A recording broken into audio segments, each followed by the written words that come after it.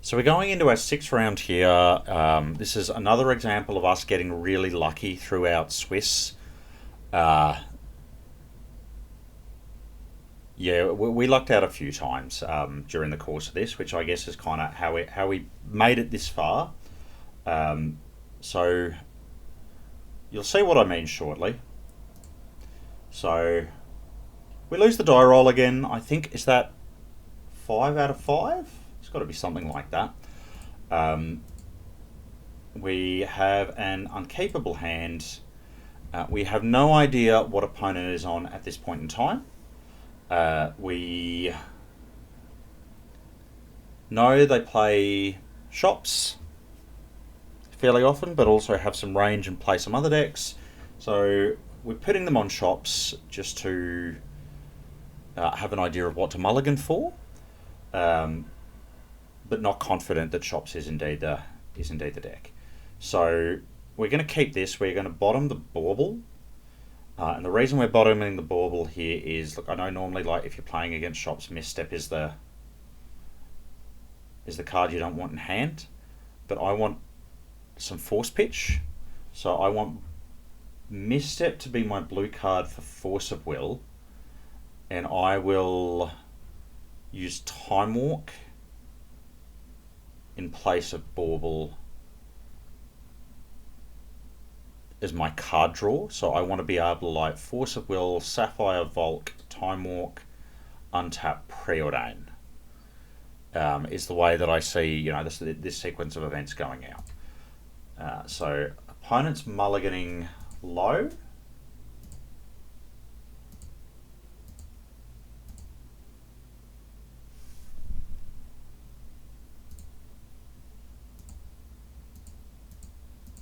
And opponent goes to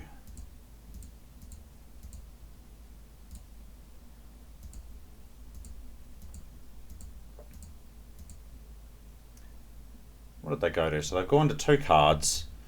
So they obviously aren't looking that healthy. We are going to, I think, take Bauble's strip mine, so we can strip mine them off whatever land they play next turn, and Bauble's going to let us see what they're actually up to.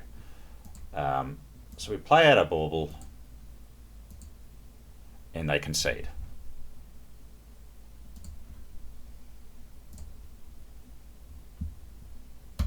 Now, game 2, I'm guessing they... So I'm not 100% sure if this is what actually happened, but I'm just wondering if maybe coming into this or at the end of the first game, they knew we were going to... Basically, we find out in top 8 that they're going to be on Hollowvine, so Control Bazaar, which is not a great matchup for us as a general rule of thumb. So I'm wondering if maybe they just decided to scoop us into top 8 and work to scoop us so that we got a guaranteed position in top 8 so that they'd have a softer opponent in there, or maybe they just got really unlucky with mulligans. I don't know for sure. I didn't ask. But we're going to keep this, and opponent is going to mulligan to 0.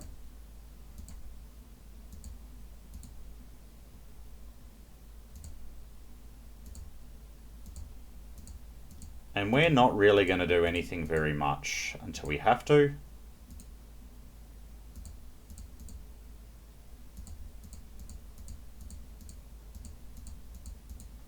At some point we will put a clock on the board, but there we go, we've got a Dreadhorde Arcanist, so now we have a 20-turn clock.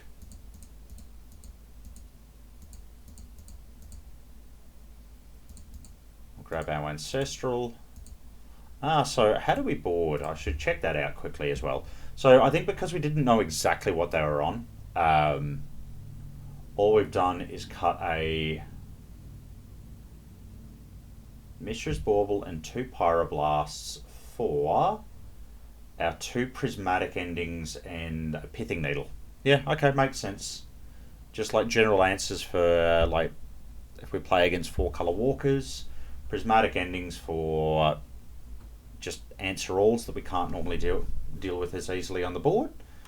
And yeah, just something not terribly exciting, but just enough to make sure that we have a plan. We're pitching a dig through time because it's a long way off. We will play our Lavinia. Now we have a much faster clock.